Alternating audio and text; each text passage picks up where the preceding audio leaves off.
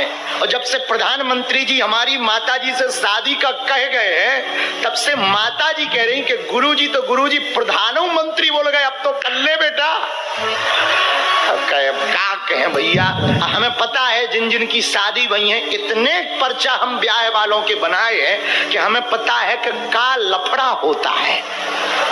अब माता जी को कौन समझाए, उन्हें तो बहू चाहिए चाहे जो हो।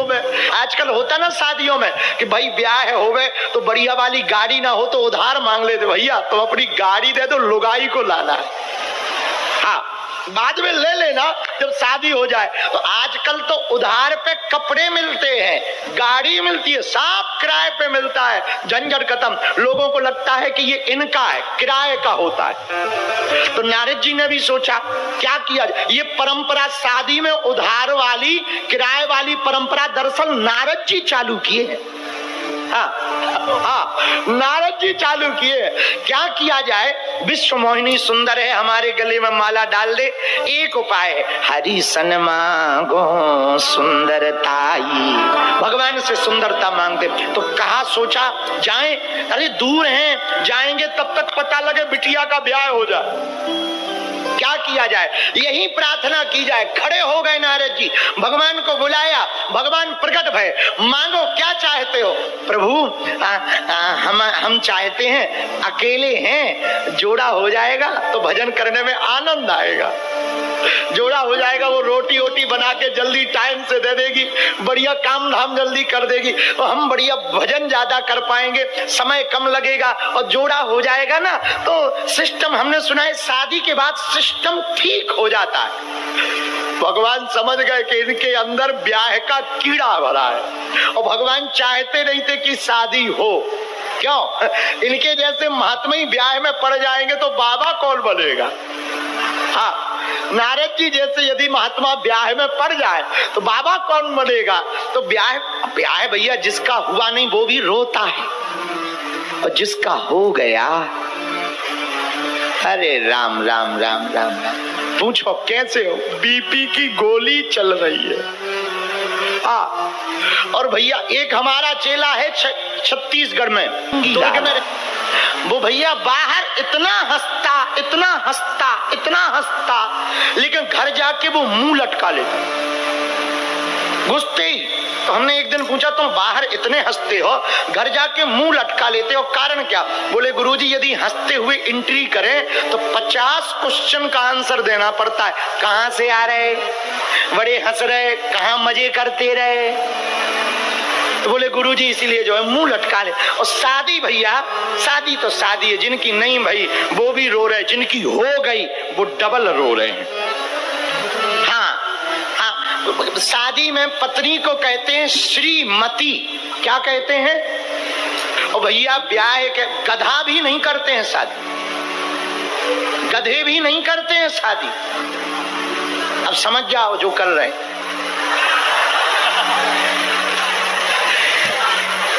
दुर्ग में हमारा एक चेला रहता है चंगीलाल, उसके पास एक गधा था। गधा को उसने सिखा रखा था, कुछ भी बोलो ना करता था, हाँ करता था, हाँ सिखा रखा था, यस हाँ यस हाँ। उससे पूछो भगवान मिलेंगे, वो कहता था हाँ। उससे पूछो सफलता मिलेगी, वो कहता था हाँ। और उसने माला वाला पहना के चौराहे पे खड़ा कर दिया कि सिद्ध गधा है, इसके पास सिद्धि है बागेश्वर बाबा जैसी। ये इससे कोई भी क्वेश्चन करो ये उत्तर देता है, लेकिन उत्तर हाँ में देता है। तो लोग कौतुक बस देखने गए कि गधा भी बोलता है, बोले हाँ। और गधा से कुछ भी पूछो, क्यों भारत जीतेगा, हाँ। गजब का गधा है, हाँ बोलता है। एक बार हमारे गांव का एक आदमी दुर्ग आया, बोले तुम्हारा गधा ना बोलेगा। बोले ना बोले ही नहीं सकता, हमने सिखाया ही नहीं, सिस्टम ही नहीं है। बोले वो तो बोलेगा। बोले लगी शर्त। बोले कितने की। बोले गधा ही ले लेना। तो हमारे गांव का आदमी बोला गधा लेके क्या करेंगे, गधा थोड़ी बनेंगे, रुपया कितने दोगे शर्त में। बोले 5000। और हमारे गांव का आदमी गधा के कान में पता नहीं कौन सा मंत्र फूंका, का बुदबुदाया, गधा तुरंत बोला ना। अब मालिक चौंक गया, बोला 5,000 के 10,000 ले लो, पर ये बताओ गधा के कान में बोले क्या हो? हमारे गांव का आदमी बोला, पूछ रहे थे शादी करेगा?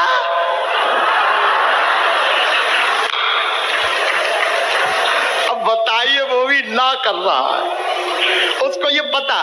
तो नारद जी बोले ब्याह करना है, ब्याह। तो भगवान बोले काहे को चक्कर में पड़े हो? नहीं महाराज, हमको तो करना है। करना है तो क्या मांगने आए?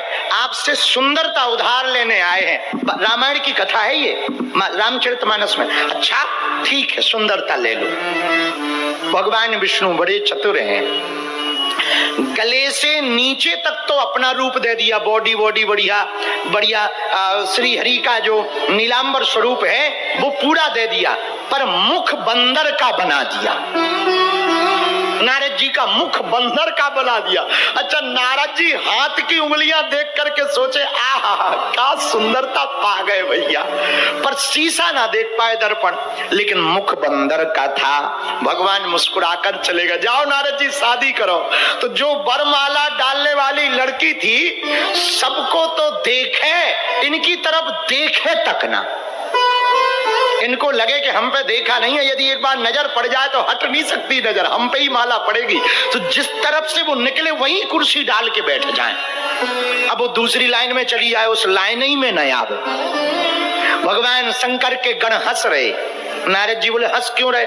बाबा मुंह देखो अपना। पानी की परछाई में जब नारद जी ने मुंह देखा बंदर का, क्रोधित हो गए। भगवान की लीला थी वो तो। भगवान को श्राप दे दिया कि जैसे तुमने हमारा मुख बंदर का बना करके हमारी हंसी उड़वाई है, स्त्री के लिए जाओ, हम तुम्हें श्राप देते हैं, तुम्हें भी अपनी पत्नी के वियोग में रोना पड़ेगा जैसे हम रो रहे हैं पत्नी के लिए। आप पत्नी के वियोग में रोओगे और हमको बंदर बनाया, तुम्हारी मदद बंदर करेंगे, ये हमारा श्राप है। भगवान शंकर ने सोचा कि भगवान किसी को अपना बना मानते हैं ना तो उसे बंदर बनाते। नारद जी को अपना मानते ना भगवान, तो बोले नारद जी हम तुम्हारा ब्याह करवाना नहीं चाह रहे थे ताकि लफड़ों में ना पड़ो। तो भगवान ने कहा हम तुमको अपना मानते हैं इसलिए बंदर बनाया तुमको। भगवान शंकर जी ने सोचा भगवान जिनको अपना मानते ना उनको बंदर बनाते हैं, तो क्यों ना वो नर बने तो हम बानर बन करके जाएं ताकि भगवान के बन जाए। इसलिए बानर बन करके आए। गोस्वामी जी ने लिखा शंकर सुवन। कई प्रकार से हम मुक्का मारते हैं, काटते भी हैं, पूंछ से भी राम नाम सत्य कर देते हैं, टेंशन ना लो दुर्दशा कर देंगे।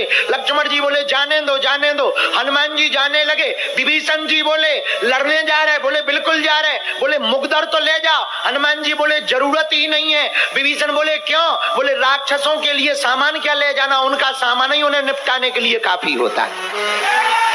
आओ आओ। हनुमान जी चल पड़े, बिना मुगदर लिए हुए गए। सब लोग सोचने लगे अब हनुमान जी लड़ेंगे कैसे। तेज प्रताप महाजगवंदन हनुमान जी का प्रताप देखना। हनुमान जी कैसे राक्षसों से लड़ रहे। हाथी से हाथन ते मारे, ऊटन तो ऊटन संघारे। एक हाथी को पकड़ा, घेर के घुमाया, दूसरे हाथी पे दे मारा, दोनों निपट गए। एक ऊंट को पकड़ा, घेर के घुमाया, दूसरे ऊंट में दे मारा, दोनों ऊंट निपट गए। 4 ऊंट इकट्ठे पकड़े, जो पैदल सेना आई थी छोड़ दिया, कई दबके निपट गए। आगे से तो काम चल ही रहा, पीछे से पूंछ।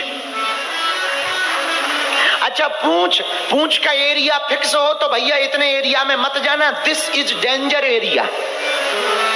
लेकिन घट जाए और बढ़ जाए आदमी के हिसाब से। रावण तो प्रसन्नचित्त था, बंदर पकड़ लिया गया होगा, सेना गई। रावण ने पूछा सेना कहाँ है? बोले मर गई। बोले बंदर कहाँ है? बोले वो तो वहीं। रावण बोला इतनी सेना कैसे मर गई? तो सेनापति बोले, संवाददाता बोले हुजूर रावण उस बंदर के सामने टिकना मुश्किल है। तो रावण बोला मूर्ख थे जो सामने से गए, पीछे से जाते।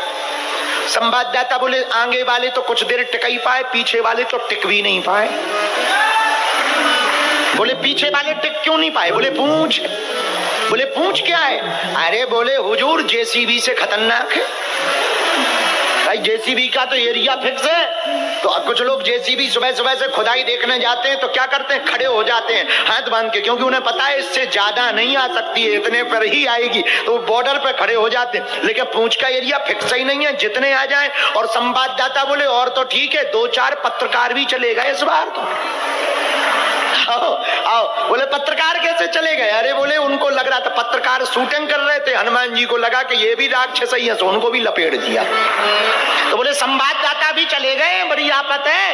रावण बोला मूर्ख करें क्या? और हनुमान जी बोले, सेनापति बोला अब हम क्या करें? रावण बोला चुप रहो, हम स्वयं बंदर को देखने जाएंगे। सेनापति बोले जल्दी करो, आप ही निपटो। लेकिन सेना बोली कि जब पहली बार आया था तब तुम्हारा पेट खराब था क्या? पहली बार आया था तब पेट खराब था क्या? रावण बोला हम स्वयं जाएंगे लड़ने। गए, रावण लड़ने आया तो कह के आया कि आज हम हनुमान जी से लड़ेंगे। राम जी बोले तुमसे लड़ना चाहता है? हनुमान जी बोले चिंता ना करो, हम एक ही बार में निपटा देंगे। विभीषण कान में बोले निपटाना नहीं है, वरना पूरी राम कथा तुम ही पूरी कर दोगे, मजा चखा देना, निपटाना नहीं। हनुमान जी बोले ठीक है। अब रावण हनुमान जी से लड़ने आया, हनुमान जी से लड़ने आया, युद्ध में भीषण युद्ध हो रहा। रावण आया क्योंकि रावण को पता था पूरा मामला पूंछ बिगाड़ रही, तो पीछे खड़ा हुआ रावण। तो किसी ने हनुमान जी से कहा तेरे रावण आया, रावण। हनुमान जी बोले पीछे आया है, आगे आता तो बात करते, पीछे वाला मामला पीछे से देखा जाएगा, उसके लिए बात करने मुड़ने की आवश्यकता नहीं। हनुमान जी मुड़े नहीं, खड़े रहे, मुड़े नहीं। रावण पूंछ को देखकर सोचने लगा कि पूरी खतरनाक यही पूंछ है, यदि पूंछ टूट जाए तो बंदर कमजोर हो जाएगा, ज्यादा लोग नहीं मार पाएगा, पर पूंछ टूटे कैसे? रावण सोचने लगा हम भी तो बलशाली हैं, पूंछ पकड़ ली तोड़ने के लिए। हनुमान जी मुड़े नहीं, हनुमान जी लड़े नहीं, हनुमान जी उड़े, और जैसे ही उड़े तो जो पूंछ रावण पकड़े था वो लटक गया, और एक ही छलांग में हनुमान जी इतने ऊपर पहुंच गए कि रावण स्वयं विनती करने लगा भगवान शंकर से कि हे शंकर जी, पूंछ टूट ना जाए या छूट ना जाए, वरना धरती के रहेंगे ना आसमान के रहेंगे। रावण जिन संतों के चरण पकड़ने चाहिए तो उनकी पूंछ मतलब प्रतिष्ठा को उखाड़ने की कोशिश करेगा, तो ना तू धरती का रहेगा ना आसमान का रहेगा। हाँ, संतों की प्रतिष्ठा को उखाड़ने का काम जो करते हैं, ध्यान रखना, वो न धरती के रहते न आसमान के रहते। हनुमान जी महाराज का इतना प्रताप है कि रावण भी डरता है। प्रसन्नता रहे, भगवान करे प्राकृतिक आपदाएं कम आए, ऐसी प्रार्थना है। लगातार हम लोग पृथ्वी का क्या बताएं। और जब से प्रधानमंत्री जी हमारी माता जी से शादी का कह गए हैं, तब से माता जी कह रही कि गुरुजी तो गुरुजी प्रधानमंत्री बोल गए, अब तो कर ले बेटा। क्या कहें भैया, हमें पता है जिन जिन की शादी भई है, इतने पर्चा हम ब्याह वालों के बनाए हैं कि हमें पता है कि का लफड़ा होता है। अब माता जी को कौन समझाए, उन्हें तो बहू चाहिए चाहे जो हो। आजकल होता ना शादियों में कि भाई ब्याह होवे तो बढ़िया वाली गाड़ी ना हो तो उधार मांग लेते, भैया तुम अपनी गाड़ी दे दो, लुगाई को लाना है, हाँ बाद में ले लेना जब शादी हो जाए। तो आजकल तो उधार पे कपड़े मिलते हैं, गाड़ी मिलती है, सब किराए पे मिलता है, झंझट खत्म। लोगों को लगता है कि ये इनका है, किराए का होता है। तो नारद जी ने भी सोचा क्या किया, ये परंपरा शादी में उधार वाली किराए वाली परंपरा दरअसल नारद जी चालू किए हैं। नारद जी चालू किए। क्या किया जाए, विश्व मोहिनी सुंदर है, हमारे गले में माला डाल दे। एक उपाय है, हरि सन मांगो सुंदरताई, भगवान से सुंदरता मांगते। तो कहा सोचा जाएं, अरे दूर हैं, जाएंगे तब तक पता लगे बिटिया का ब्याह हो जाए। क्या किया जाए, यही प्रार्थना की जाए। खड़े हो गए नारद जी, भगवान को बुलाया, भगवान प्रकट भय, मांगो क्या चाहते हो। प्रभु हम चाहते हैं, अकेले हैं, जोड़ा हो जाएगा तो भजन करने में आनंद आएगा। जोड़ा हो जाएगा, वो रोटी वोटी बना के जल्दी टाइम से दे देगी, बढ़िया काम धाम जल्दी कर देगी, और हम बढ़िया भजन ज्यादा कर पाएंगे, समय कम लगेगा और जोड़ा हो जाएगा ना। तो सिस्टम हमने सुना है शादी के बाद सिस्टम ठीक हो जाता है। भगवान समझ गए कि इनके अंदर ब्याह का कीड़ा भरा है और भगवान चाहते नहीं थे कि शादी हो। क्यों? इनके जैसे महात्मा ही ब्याह में पड़ जाएंगे तो बाबा कौन बनेगा? हाँ, नारद जी जैसे यदि महात्मा ब्याह में पड़ जाए तो बाबा कौन बनेगा? तो ब्याह भैया जिसका हुआ नहीं वो भी रोता है, और जिसका हो गया, अरे राम राम राम राम राम, पूछो कैसे हो? बीपी की गोली चल रही है। और भैया एक हमारा चेला है छत्तीसगढ़ में, दुर्ग में, रंगीलाल। वो भैया बाहर इतना हंसता, इतना हंसता, इतना हंसता, लेकिन घर जाके वो मुंह लटका लेता घुसते ही। तो हमने एक दिन पूछा तुम बाहर इतने हंसते हो, घर जाके मुंह लटका लेते हो, कारण क्या? बोले गुरुजी यदि हंसते हुए एंट्री करें तो 50 क्वेश्चन का आंसर देना पड़ता है। कहां से आ रहे, बड़े हंस रहे, कहां मजे करते रहे। तो बोले गुरुजी इसीलिए जो है मुंह लटका ले। और शादी भैया, शादी तो शादी है, जिनकी नहीं भाई वो भी रो रहे, जिनकी हो गई वो डबल रो रहे हैं। शादी में पत्नी को कहते हैं श्रीमती। क्या कहते हैं? और भैया ब्याह के गधा भी नहीं करते हैं शादी, गधे भी नहीं करते हैं शादी। अब समझ जाओ जो कर रहे हैं।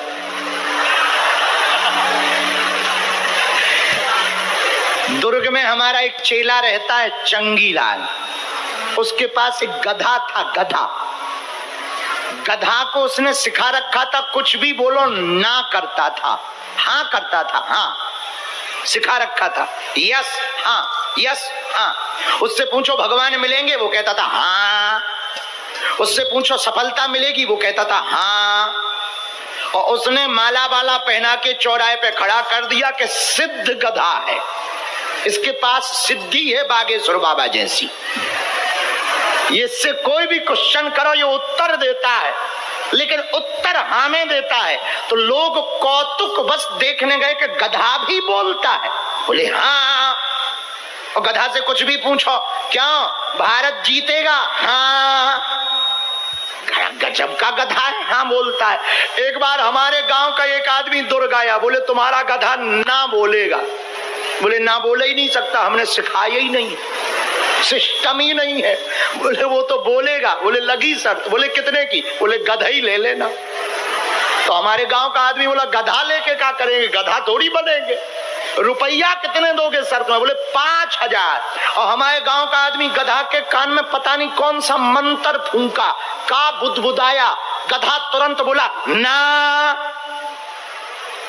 अब मालिक चौंक गया, बोला 5000 के 10,000 ले लो, पर ये बताओ गधा के कान में बोले क्या हो? हमारे गांव का आदमी बोला पूछ रहे थे शादी करेगा?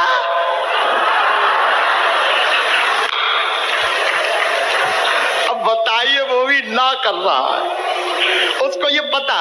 तो नारद जी बोले ब्याह करना है, ब्याह। तो भगवान बोले काहे को चक्कर में पड़े हो? नहीं महाराज हमको तो करना है। करना है तो क्या मांगने आए?